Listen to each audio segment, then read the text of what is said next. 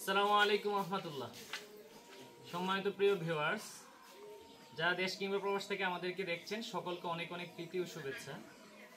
প্রিয় ভিউয়ার্স, আপনারা অবগত আছেন যে আমাদের পার্শ্ববর্তী এলাকায় ইউসুফপুর দক্ষিণ পাড়া কালাগাজী সরকার বাড়ির জাকির নামে এই ভাইটি একটি দুরারোগ্য ব্যাধিতে সে ভুগতেছে।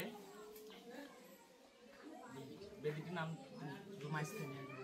মায়াস্থানিয়া গ্রাভিস রোগটি। এই রোগে সে আক্রান্ত। তার চিকিৎসা করতে প্রায় 5 থেকে 6 লক্ষ টাকার প্রয়োজন অপারেশনের জন্য। আমরা ইতিপূর্বে আমি আমার আইডি থেকে একটি লাইভ করেছিলাম। সেই লাইভে আমরা সকলের কাছ থেকে সহযোগিতা চেয়েছিলাম। তার পরিবার তার চিকিৎসা সম্পন্ন করার যে টাকা প্রয়োজন, তার পরিবারের সেই সামর্থ্য নেই, সেজন্য তারা এলাকাবাসী এবং পার্শ্ববর্তী এলাকার মানুষের কাছে সহযোগিতা চেয়েছে।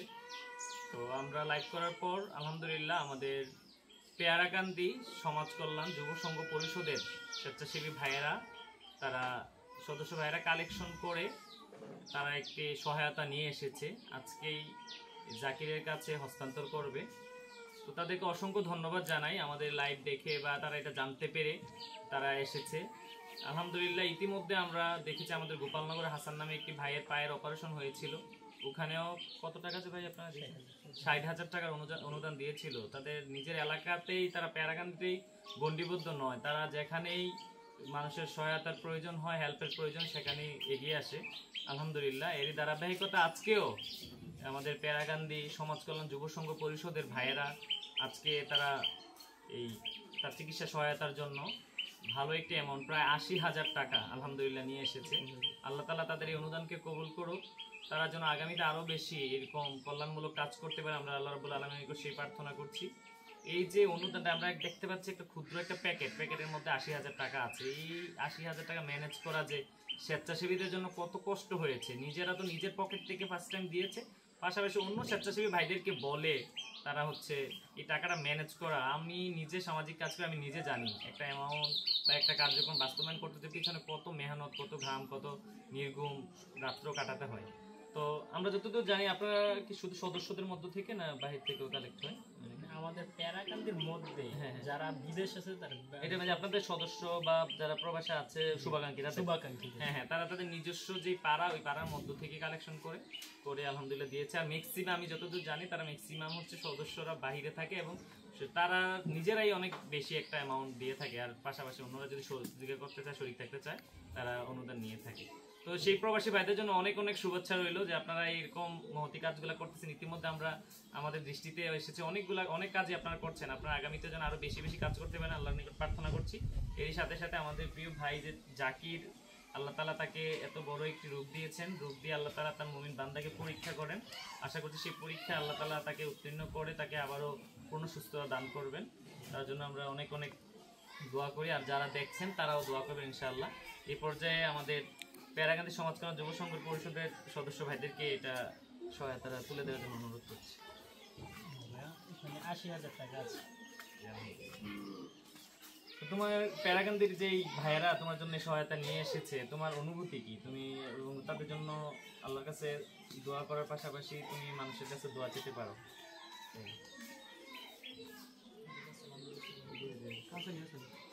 আসসালামু আলাইকুম ওয়া রাহমাতুল্লাহি ওয়া বারাকাতুহু।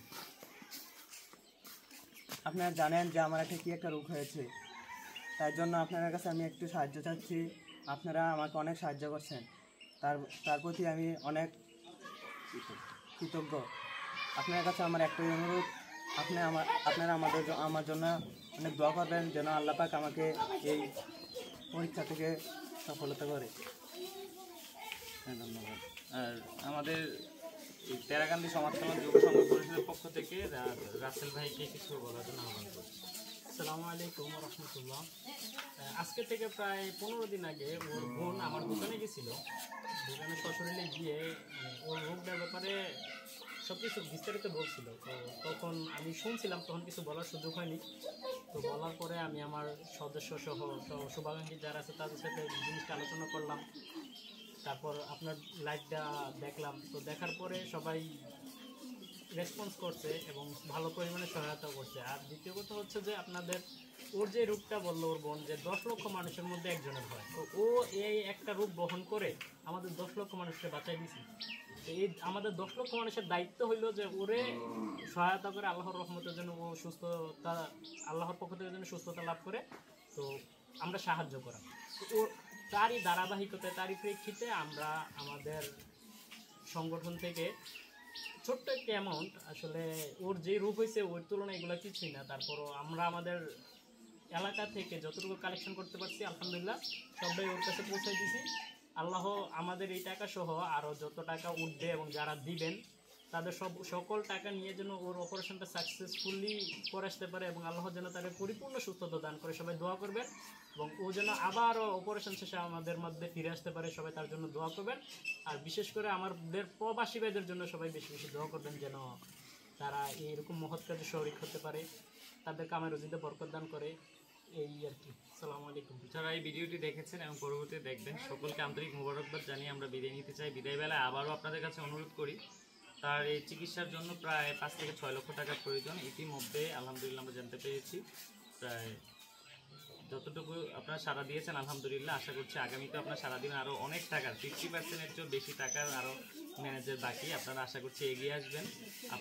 আপনাদের সহায়তাই সম্ভব হবে ইনশাআল্লাহ। আল্লাহ যেন তার চিকিৎসা যথাযথভাবে সম্পন্ন করা। প্লিজ আপনারা যারা সামর্থ্য আছে আপনারা এগিয়ে আসবেন, পাশাপাশি যাদের সামর্থ্য নাই তার এই সমস্যার কথাটি মানুষ যেন জানতে পারে সেজন্য আপনারা এই ভিডিওটি শেয়ার করার মধ্য দিয়ে মানুষকে জানার সুযোগ করে দিবেন। আবারও আমাদের পেয়ারাগান্ধী সমাজ কল্যাণ যুব সংঘ পরিষদের ভাইদের প্রতি অনেক অনেক দোয়া